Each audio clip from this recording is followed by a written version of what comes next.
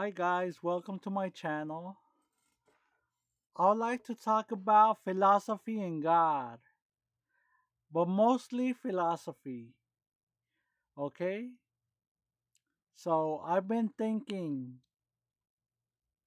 the physical laws of the universe. The universe is controlled by the physical laws of the universe, right? But how does the physical laws manifest into reality? How does theory manifest into a physical object?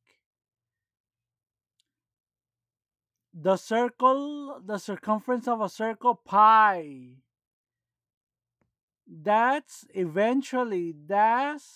fate. That's that has always been here. How does something that has always been here turn into reality?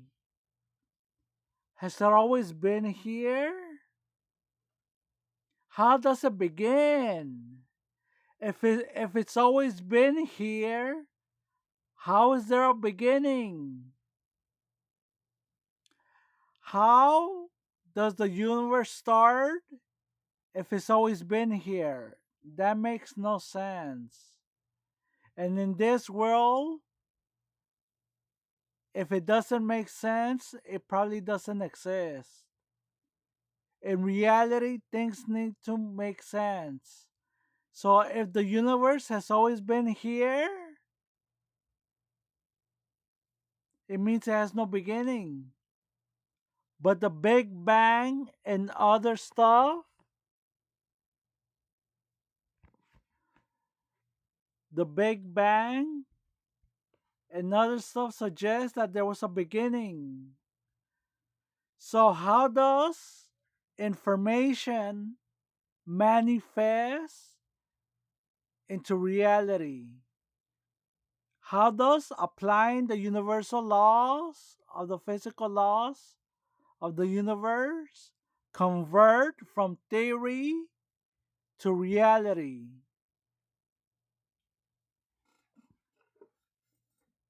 My best answer is that somebody, it can be something because things don't have causation.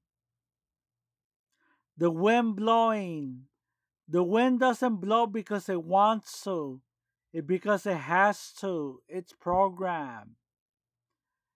Your computer's AI, they respond to you because it's been programmed. It doesn't have any free will.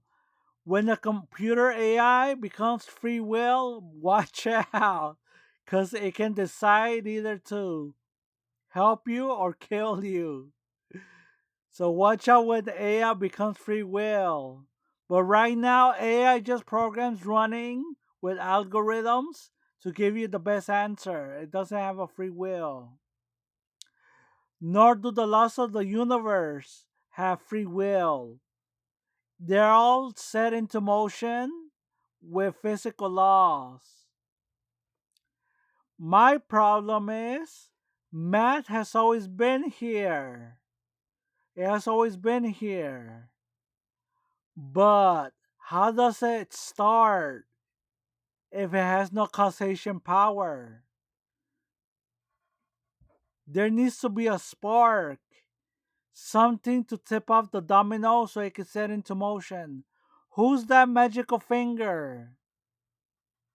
The only logical conclusion is that somebody had to be there to set it in motion.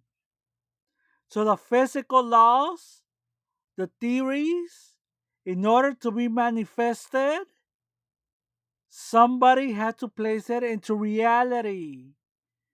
Let's say 2 plus 2 equals 4. It's been always there. But if you don't have two apples and two apples, it doesn't exist. It only exists in the mind. Let's say I'm thinking, oh, I know 2 plus 2 equals 4 apples. But that only exists on my mind until I see two apples and two apples. Now it's in reality. Now four apples exist because I can see four apples. But it also exists in my mind. Two apples plus two apples equals four apples. That exists in my mind. So how do I manifest four apples into reality so I can touch it, eat it? There's two ways. It exists in my mind that I know I could eat four apples, but there are also four apples physically in reality. How does the mind, the imagination of four apples manifest itself into reality into four apples?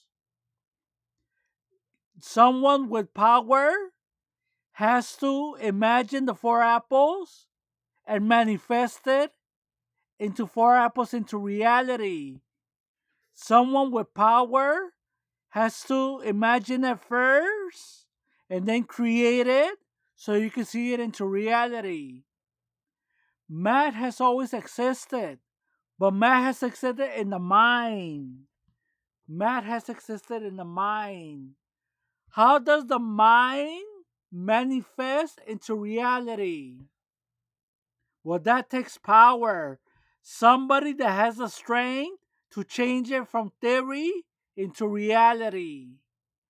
You see, there are theories of the universe, but there has to be someone that has the ability, the way how to create theories and change it into reality.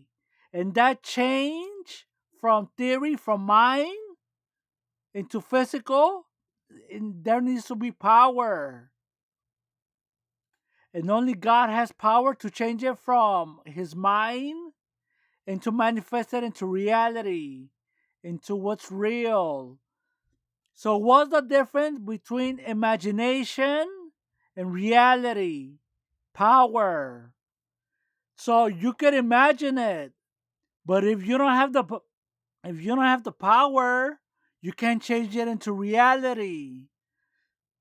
I can imagine the color blue, but I can't create it because I don't have power. I can imagine it. I can imagine blue. I can imagine a white sky, but I can manifest it. I don't have powers. I can't create it. So how do the physical laws come from theory, information in your mind? How do you change it from your mind into a reality? You need power. And the only people that had power here was Jesus and God. Jesus was able to turn water into wine because he had power. Now, let me see you turn water into wine. Let's see if you can do it. You can't change water into wine because you don't have power. Jesus had power. He changed water into wine because he had power.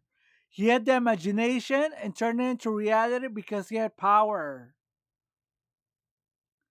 So, this is my video of how do you manifest physical reality? How do you manifest physical laws into manifest it into reality? You need power, and only God has power. Well, thank you for my video. Thank you. Like and subscribe. Bye.